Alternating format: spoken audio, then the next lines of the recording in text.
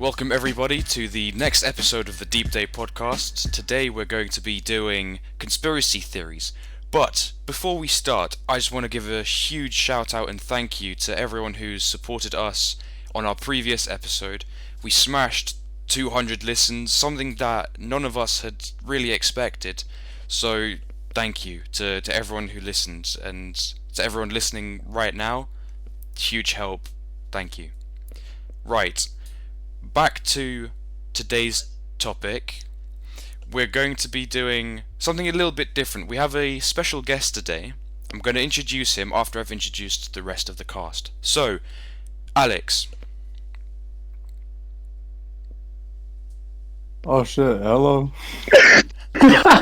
half a century later. Josh. Hi guys. And Headley. Alright people. And our special guest today is Ben. So Ben, please do introduce yourself. Hi, I'm Ben. Right. Whoa! Let's go, Ben. Yeah. Gotta bring the energy, guys. Come on. I think that... Right, should we first say both the conspiracy theories, or shall I just start with mine? No, you start with yours, Phil. Right, so after some research, I stumbled across what was called the Hatman. Right, so it's an interesting conspiracy theory because it's not so much a conspiracy theory as such, right? It's more like, I don't know, it's like an entity, like a mystery? paranormal... Yeah, it's like a paranormal entity that appears. Right, and the research that I found on the internet is that he was reported all over the world, and the earliest report was in 2010. Now that's what... Oh, so it's a recent thing? Yeah, so it's not like that's an interesting. ancient mystery. It's quite a recent thing. And the fact that it's all over the world is like it's not just one person getting it and putting it into someone else's head and so on. It's that's really interesting. The fact that they've experienced the same thing all around the world. That's awesome. Yeah. Well, not awesome, but that's creepy, mate. Yeah. So just a little bit of background on him, right? He wears a black hat and a trench coat, right? And that's all that people really see. Sounds Does he wear shoes? Strongest tank engine. Does he wear shoes? Well, I don't know. Because I think it would be more creepy if he wasn't wearing shoes. Wait, Especially does if he it stands mean- in the corner of your wait. room without shoes on. That's kind of weird. Wait, does that mean he has like only a trench coat on, so he's got nothing on underneath? What the hell? That just See, sounds like a flat to me. Next podcast, how big is his penis? So, and this is where Ben comes in, because Ben has actually had an interaction with the With his Hatman. penis? Oh, I don't know. That's for Ben to tell us. Because Ben posted on social media these like drawings of the Hatman and was frantically. Oh wow! Can you? Do we have the drawings? Can we see them? Oh shit, okay. Yeah, I can post them. Can you send them? Because I think that would just be really good as a visual. Yeah, so if you type in Hatman into Google, you can see him, and I'll put him in the. Oh, Well, this is gonna scare the shit out of me. Upload them I'm to having our nightmares tonight. Instagram. Upload them to our Instagram. Yeah, we can. Do No, don't. You're gonna terrify a small child. Right. So, back to what I was saying. So, Ben, could you give us a little bit more about your interaction with the Hatman and how he came to you? Because I've got some accounts on the internet from people. I've seen some interviews whilst doing my research. So I wanted to do like a Q&A sort of. You compare your story to other people's stories. Okay, yeah, of course. So, I was just at home in my living room, and it wasn't too late. It was probably like 7 o'clock, and I was just on the sofa, and I was getting up to go to the kitchen, and I saw something move in like the corner of my eye, and I turned to face the doorway that goes into my kitchen, and I see like really quickly and like just appeared out of nowhere, like a man in a hat, like a very tall figure. Yeah. A man in a hat and trench coat. Well, it could have been a woman, but I'm just saying man. You don't discriminate. Like he was so dark, like completely featureless. All I could see was a hat and like an obvious like coat sort of thing. Yeah. Okay. Wow. Like so featureless and plain, like just completely like black, like darker than the night. And like as soon as I like locked eyes with it, like everything kind of around me kind of just turned like dark and like not nice. Like I just had a really horrible feeling inside myself. And like I sprung out of my seat almost like instantly. Yeah. And then as soon as my mum shouted at me like from upstairs, I don't remember what, then he just disappeared and everything went back to normal. But it was so horrible. Like I just couldn't really. That's insane. I don't know, I thought I was going crazy. I thought I was actually going crazy. And then I googled it, and there was a bunch of other people that had seen it, but there's no explanation. That's insane. That's chilling. That's the mental vibes from Harry Potter. That's like proper scary. So were you awake? Did you like? This wasn't like sleeping. This was like no. walking around. Oh, I thought the way Phil explained it, I thought it was like he was like, because I thought then it would just be like a sleep paralysis thing. But the fact that it was while you're awake is like really scary. Online it said sleep paralysis, but I've had sleep paralysis before, and you can't actually move like while you're in sleep paralysis. Yeah. But I jumped up out of my seat straight away, and I could see this thing for like a solid 5 seconds. Because I saw an interview online whilst researching this topic in particular, and the guy that was being interviewed and was telling his story was that the same entity appeared, right, while he was sitting at his dining room, and then it seemed to like charge at him, and he fell out of his chair, but it couldn't physically hurt him. I'm actually getting goosebumps. This is mad. So My eyebrows are raised right now. Is this figure always found inside then? I don't know. Ben said he saw him inside. Phil's just said the guy was at a dining room. I thought you were going to say that you saw him outside, but you lot have all said that he's inside. So that's a bit weird, like just how he gets in your house in the first place.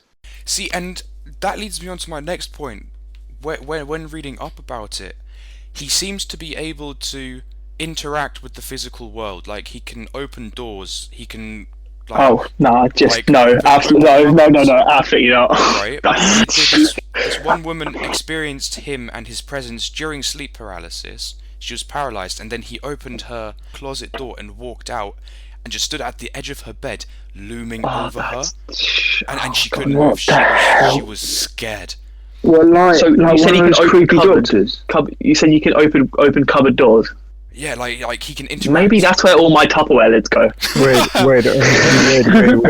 Alright, so to clarify, that means that he can interact with physical things, however, he does not have the ability to interact with humans, considering... Well, as we know, it might be a thing where he hasn't decided to, or we don't know of the people he has. Right. And... For all we know, it could be a thing where it's a one-touch kill, but like the people who it's happened to, have never been heard from. Mainly because they're dead, probably, but... Another thing. Ben, did you say you sprung up out of your seat or sofa? Yeah. And Phil, you said the guy at the dining room table also sprung up out of his seat. Well, he was sort of like pushed out of his chair by this thing, like it charged at him, and then he sort of like stumbled out of his chair. So it's sort of like force. Ben, did you feel any sort of force, or did you just spring up out of like shock? I didn't feel a force, but I really felt like just a really bad sort of energy, like the life being sucked out of you. Yeah. Like, I thought I was going to die at that moment. I thought God was telling me like I'm a bad person and I'm going to die.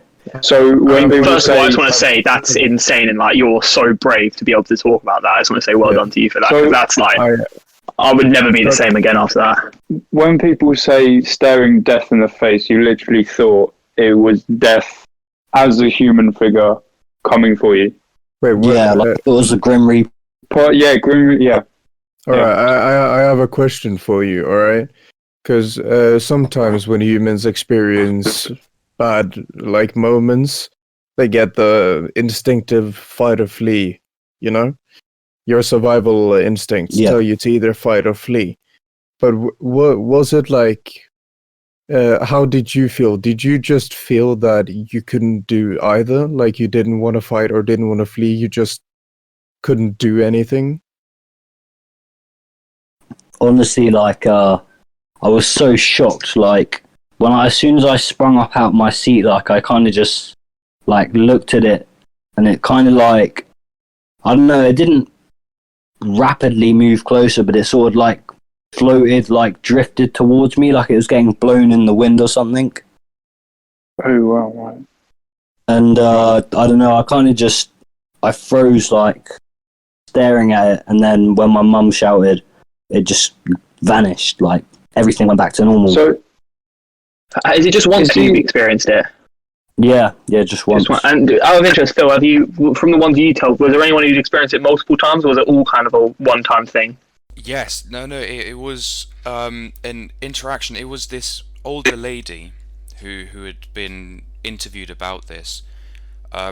So she had been sleeping, and then she woke up, and she felt like a really evil presence around her in her bedroom. And when she looked up, she saw a bunch of like these dark shadowy figures standing around her bed, with the Hatman standing in the corner looking over all of them. And when she put her blanket over her head, like to hide from them, and she put it back down again, the Hatman was standing next to her looking like right at her. And she described his eyes as red slit eyes, like cats have. like cats. Yeah. Yeah, and she screamed, and then her family like all ran into her bedroom because they thought that she was murdered or she was getting murdered. But when they all came, none of them were there, and that happened again. Like, Wait, she what? didn't see the Hatman, but she saw the shadow entities again. Later on, like a month down the line from that incident, she saw them again. Wait, I'm trying to do a bit of research as we speak now, and I'm seeing a lot about these shadow people, where it's more like he's like the main guy, and then they also just see like ominous shadows, kind of. Phil, so you're saying that this old lady experienced it more than once, right? Mm.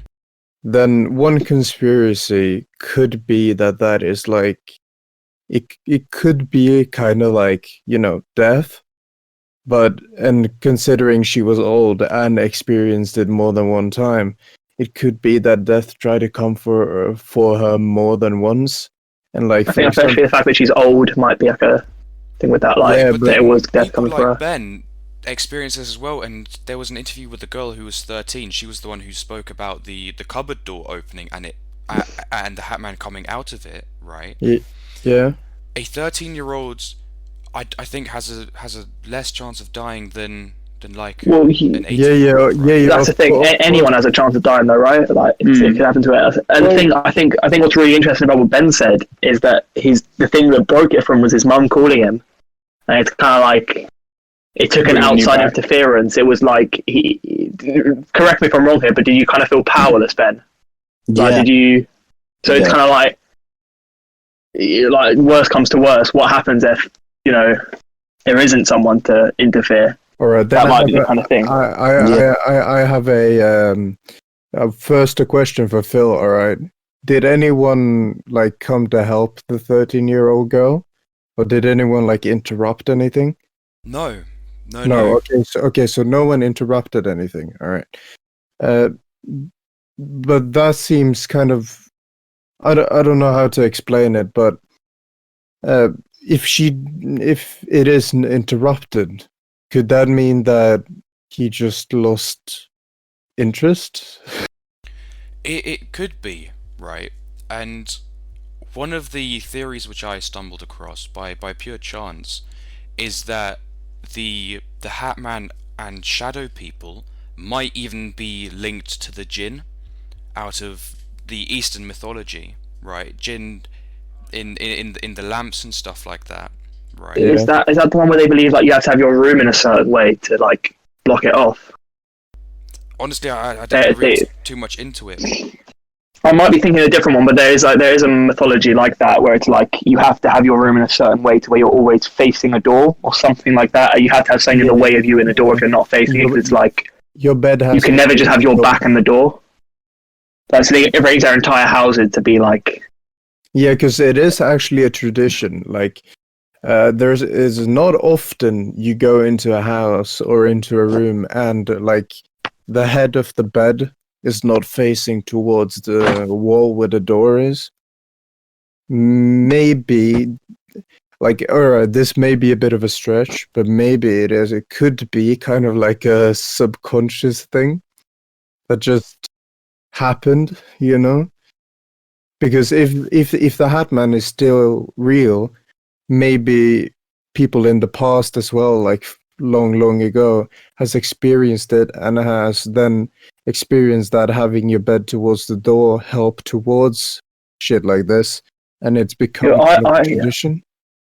I'm kind of in the mindset where, say, like with the Hatman, if the Hatman exists, then I think I don't see a world in which he's the only one.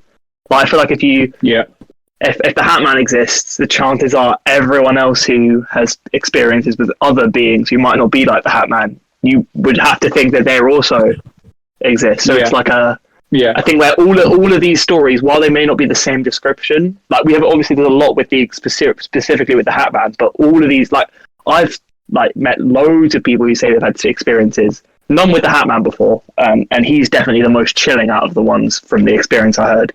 That he's definitely the most chilling, but loads of people who have said they've experienced sleep paralysis and those kind of things, and people being there and then disappearing, and it's I reckon it could be a thing where if one exists, they all exist, and it makes a lot more sense. Right, and that's like the old lady who described seeing all of the different types of shadow people in her room, right? And the Hatman seems to be like the ringleader, let's say, for argument's sake, right? I think the thing that's really thrown me is that it was while Ben was awake, because I was going into this thinking it was a thing while you're asleep, which is a completely different ball game, because it's like I've had nightmares before, I'm sure we all have, where it's like you see something, but that's when your mind's like off. It's not. It's digging deep, but when you're awake, that's mental to me. And Ben, if I may ask you, when you felt that fear inside you, right? Did you feel like maybe it was feeding on your fear, or building more and more fear the more time you spent with it, and like taking that fear to grow itself, maybe? I felt like I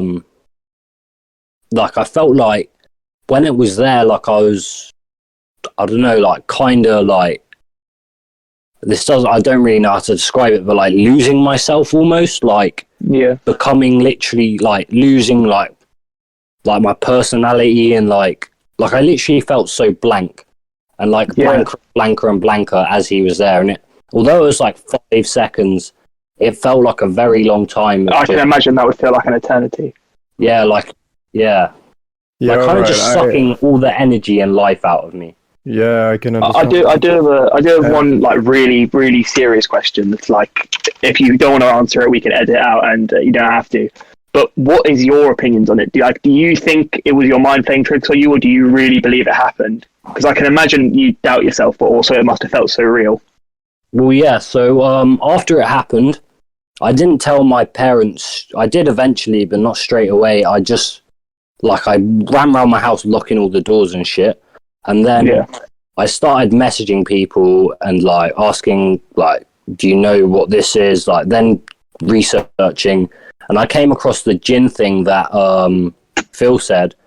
So I messaged one of my friends who's very religious, and they spoke to their mum about it.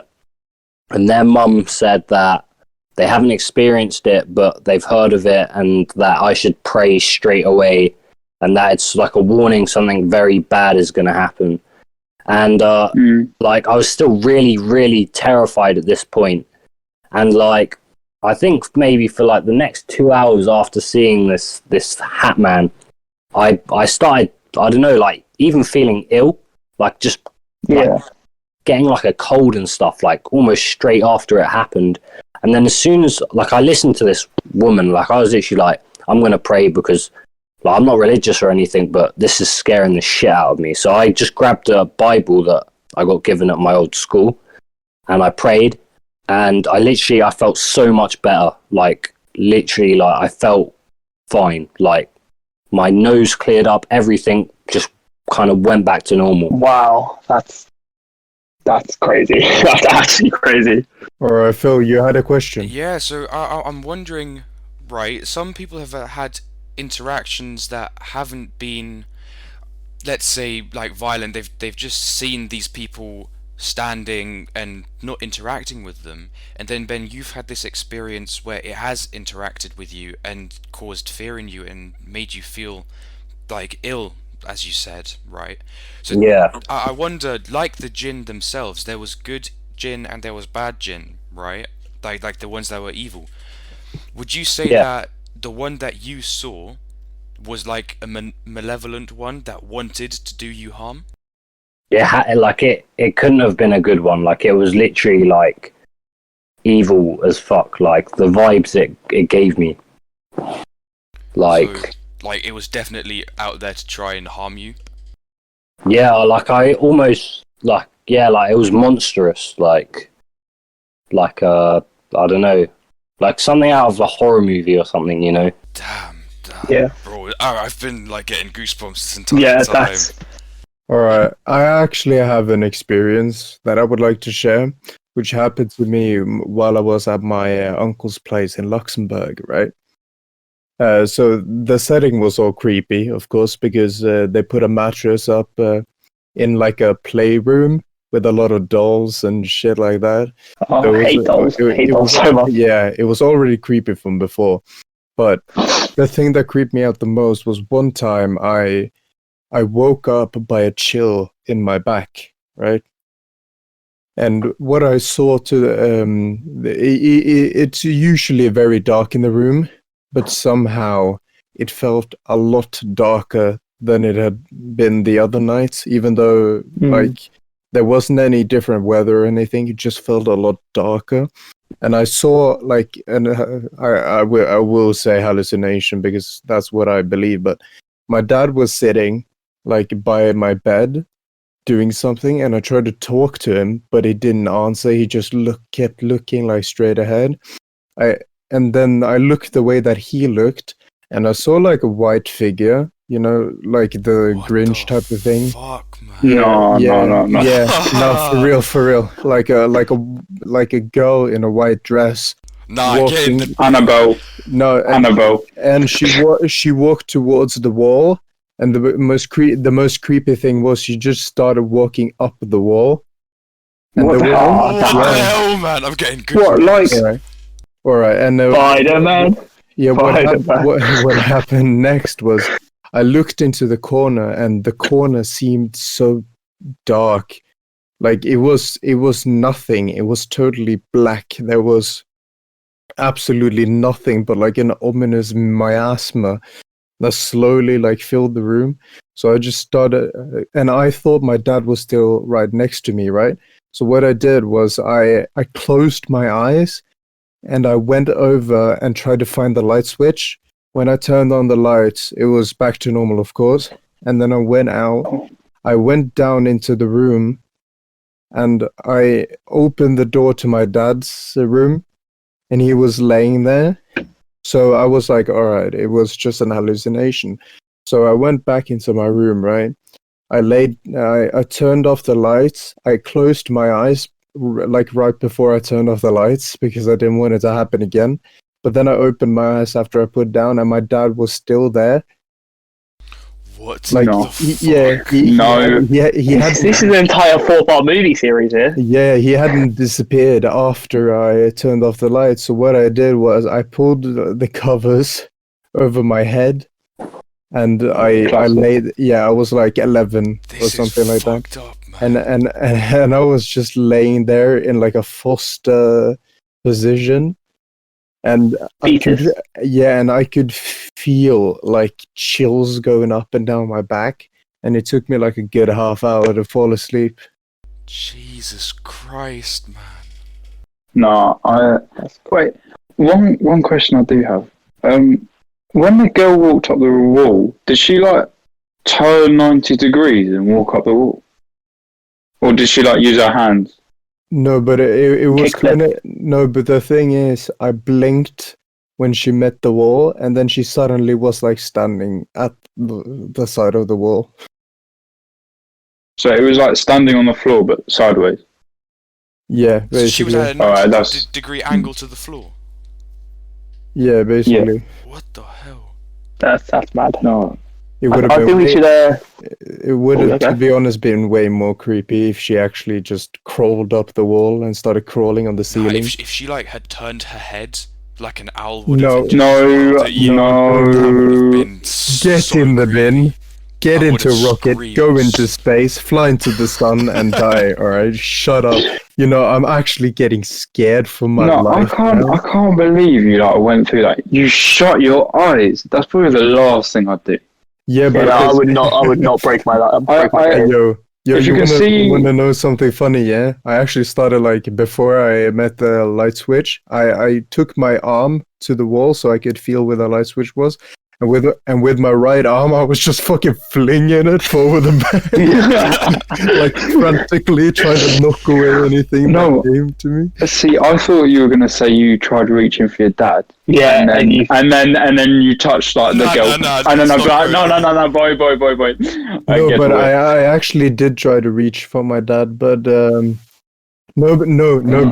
but the thing is, the further I reached towards him, it looked like he went further and further away. And then when I pulled my arm back, he came closer and closer again. What the fuck? No, that's The things I want to have one of these experiences, I don't.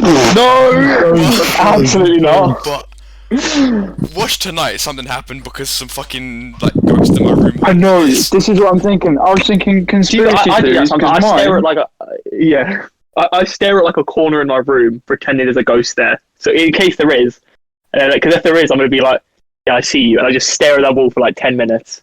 One day it'll work. Right, Josh. All right, Just me? now I know there may be some more questions, but we are gonna have to move on to the next topic, sadly. Because if not, I'm not gonna be able to sleep tonight. All right, So, what is your conspiracy theory, Alex? my conspiracy theory isn't more like a scary one. It's more like a kind of fucked up mindfuck type thing, which is It's nice to have a breather in Yeah, between it's- like yeah, the horror and. yeah. The fact that we're a down step for us is going from fearing for our lives to questioning existence. Yeah, That's like a all right. chill for us, vacation. All right. So, my conspiracy theory that I wanted to share is called the brain in a jar or the brain in a vat theory. So I'm just gonna start by reading up a quote which I found, which is kind of weird, right? All right. So Project Pyro, Specimen 46, VAT 7, subject termination advised. Is that sounds You fun. sound like you're launching a missile. Yeah. All right. But that was quoted that we are all aware that the senses can be deceived and the eyes can be fooled. But how can we be sure our senses are not being deceived at any particular time or even all the time? Might I just be a brain in a tank somewhere, tricked all my life into believing in the events of this world by some insane computer? And does my life gain or lose meaning based on my reaction to solipsism? Right, so you're saying that we as physical human beings don't actually exist, right? That only our brain is being stimulated through electric shock, perhaps, to feel things and to recreate memories, even though we physically don't exist, right? Yeah, all right. So I think it's listen. I can put it into perspective. All right. Let's say that P will stand for any belief or claim about the external world. Like, for example, the snow is white. Number one, if I know that P, then I know that I'm not a brain in a vat. Number two, I do not know that I'm not a brain in a vat. Thus, I do not know that P really exists. Yeah, I think what's good to God. make clear here is that we're not saying specifically that it's just a brain in a jar. That this isn't like, we're not saying it could only be a brain in a jar, but just any kind of thing where it's like we don't Might really not even exist. be a brain. Yeah, it might exactly. not be in a brain in the jar. We might not even have brains. I might It be a might be computer chip. we might like just any kind of thing where reality isn't real. And the thing that is not quite a brain in the jar, but I think is really interesting is that saying like Elon Musk, Bill Gates, all of the richest, wealthiest, smartest people in the world have all said that they, not specifically the brain in the jar one, but believe that life isn't real and that it is a simulation. And the fact that Skepticism. I think it's hard for the everyday person to comprehend, but the fact that so many people like that who are so smart would believe that is just mental. That it really does give it kind of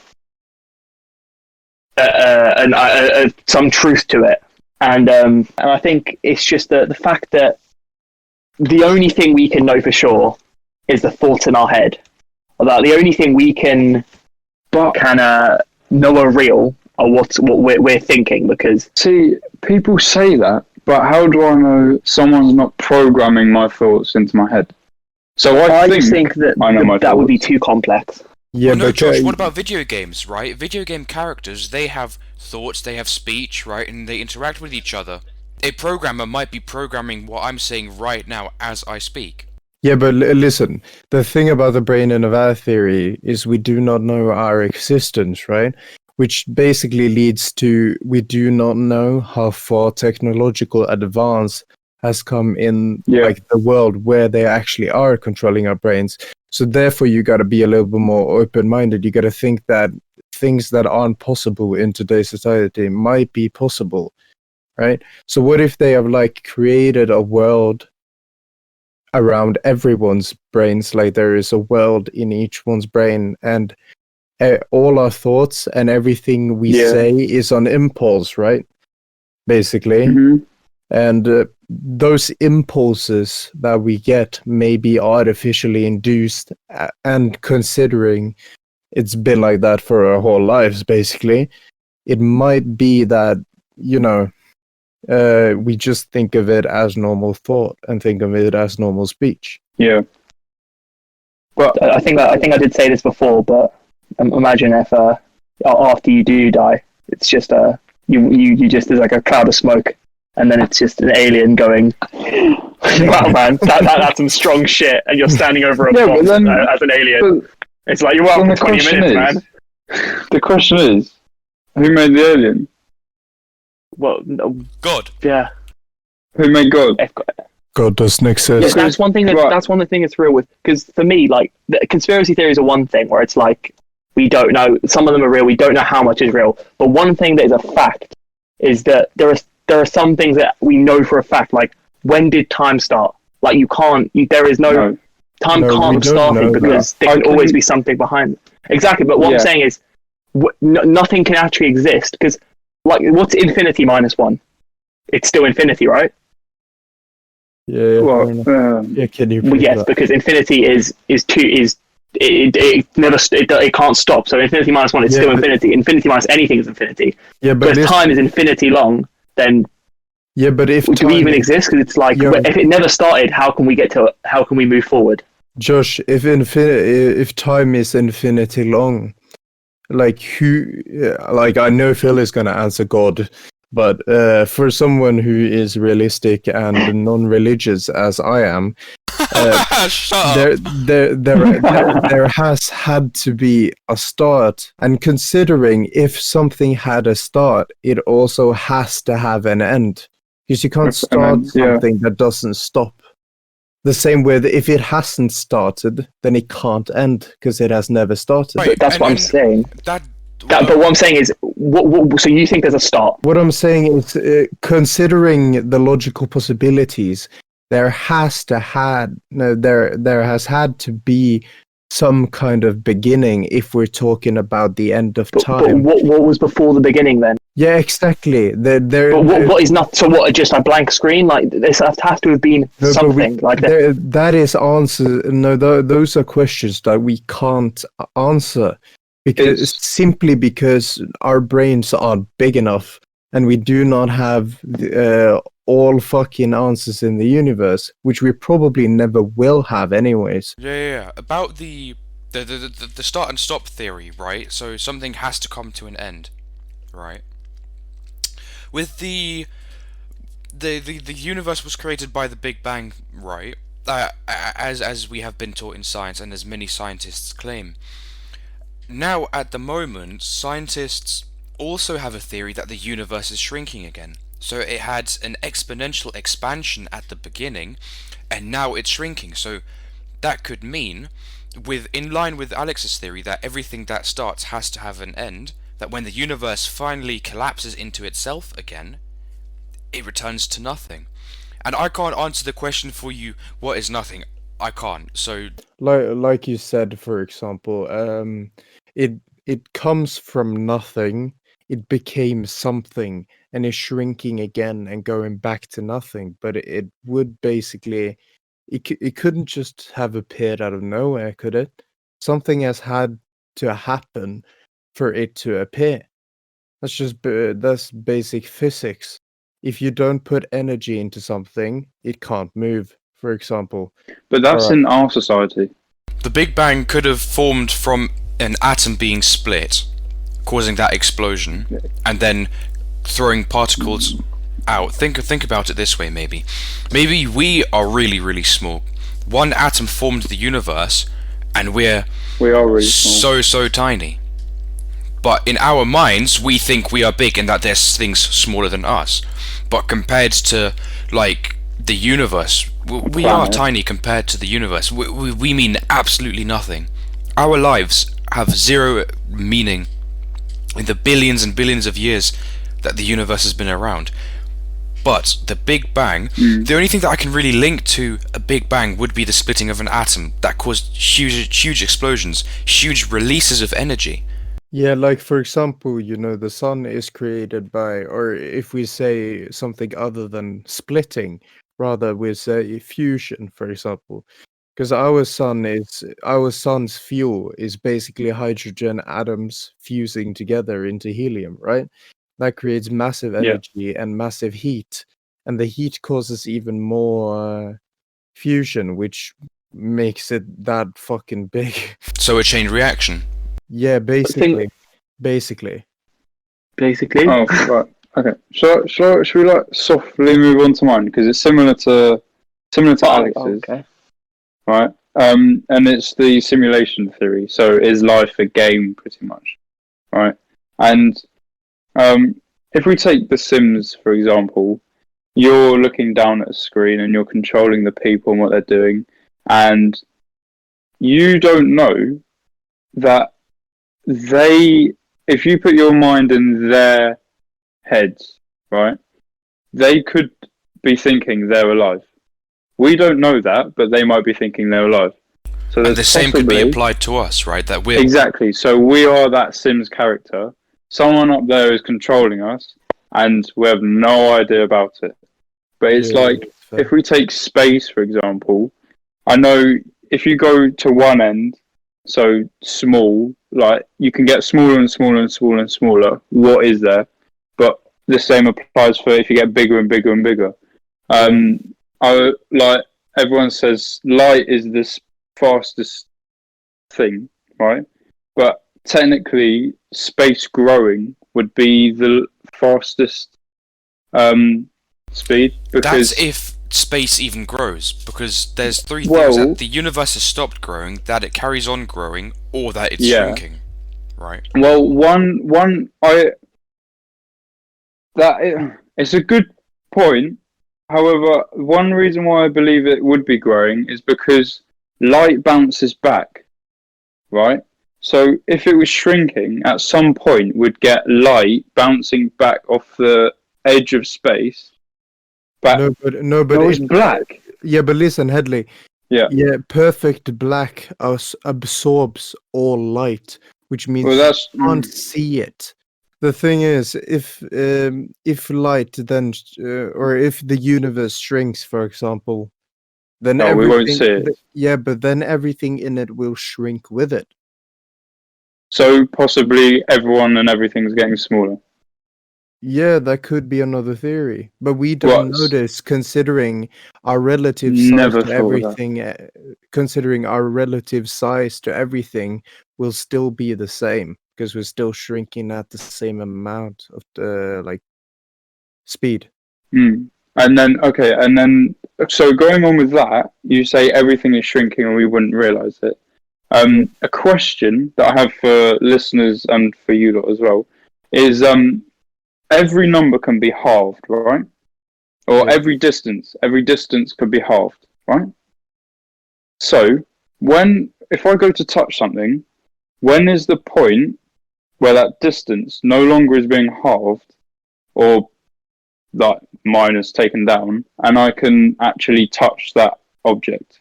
I actually read about this in a science paper published by Right. Yale University, I think. One of their PhD students did this. And he Yeah. wrote about how there is a layer of atoms between us and whatever we touch. So theoretically and technically, we are always floating and flying, right? There is always going to be Yeah. a tiny layer of something that's between us and this object. So yes, we might feel it, or we think we feel it with our hands, but there is still Yeah. a layer of something between it, right? But then Yeah. what determines how thick that layer is, for example? Like, you might be saying it's one atom's length width away, but then if that atom is touching the object and we're not, what's in between that? What distance is that? Like, it just gets so microscopic. Like, you get space, which is big to us, but then the other scale is atoms and going on from there. Like, you can get smaller and smaller and smaller. We just can't see it yet. And you can get I think bigger also and bigger though, and like, bigger. But if you Yeah, think about true. also like the gap, like atoms, you've got atoms, right? But atoms are what? Protons and neutrons, and then Yeah. a gap, and then just floating electrons around it. So it's like, even if you talk about atoms, even atoms are gaps. And so when you talk about we're surrounded by atoms, the atoms aren't even touching. So I saw something that was like, if you shoot a proton at a wall, if you shoot something as small as a proton at a wall, it would 9 times out of 10 it would go through the wall, because there's like the wall, while it is a solid for us, once you get because once you get to something smaller than atoms, there's it just passes mostly through. gaps. Right. So once you get small enough, like the walls we're seeing around us are solid, but they have tiny holes in them that we can't even see. Yeah. All right. And then you go small, and what? So protons and neutrons are circles, right? Spheres. Spheres. That's what we've been taught, right? Yeah. Yeah. Well, if you look at it, if you try and clump a load of spheres together, there's gaps in them, isn't there? Because they don't have flat edges. So you can go even smaller than that. Josh, atoms are, in theory, 99.9999 unlimited 9% empty. Yeah. Yeah, exactly. That's what I'm saying. That, like, when I said 9 times out of 10, I meant as a figure of speech, as in most of the time. But it is. So what we're seeing in front of us is mostly space. Yeah. Like basically just a vacuum. Well, we're seeing the outside of it, aren't we? Dude, this is No, crazy. but- My head's Like- going Wait, but what- mental. Like when you look at a wall Yo, we're is gonna only keep talking forever 0.00001%. if this keeps going Yeah, on. yeah. Let me finish my point. All right. If you're looking at a wall is actually only 0.0001% Of an matter, something. Yeah. And the rest of it is just not there, and it's so crazy that we Yeah. see it as a full thing. Yeah, Mm, all right. Now, we're going to wrap this up here. Thank you all for listening, even though this episode might have been quite the mindfuck, to be quite fair with you.